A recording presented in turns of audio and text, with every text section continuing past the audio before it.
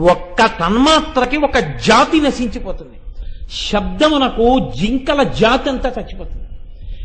జింకకున్న లక్షణం ఏమిటంటే దానికి పాట అంటే ఇష్టం. ఆ పాట లతా మంగేష్కర్ దక్కర్లేదు, ఎంఎస్ సుబ్బలక్ష్మి గారి దక్కర్లేదు. వేటగాడు వల పన్నేసి చెట్టెక్కి కూర్చుని పాట మొదలెడతాడు. ఆ పాట వినపడగానే ఎక్కడున్న జింకలు మేత మేస్తున్నవి ఇలా తలపైకెత్తి అరటి దొప్పలు తిప్పినట్టు ఇలా ఇలా చెవులు ఆడించి పరిగెత్తుకుంటూ వచ్చి మళ్ళీ ఆగి ఎట్నుంచి శబ్దం వస్తోందో అటు పరిగెడతాయి. పరిగెత్తి ఆ పాట కోసం పరిగెత్తి పరిగెత్తి వలలో పడిపోతాయి.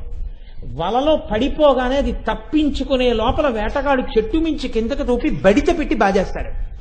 బాది కాళ్ళు విరగ్గొట్టేస్తే పడిపోతుంది. పడిపోయిన తర్వాత తీసుకెళ్లి చంపి తోలు ఒలిచేస్తాడు. లేడి జాతి జాతి శబ్దమునకు నశించిపోవచ్చున్నది.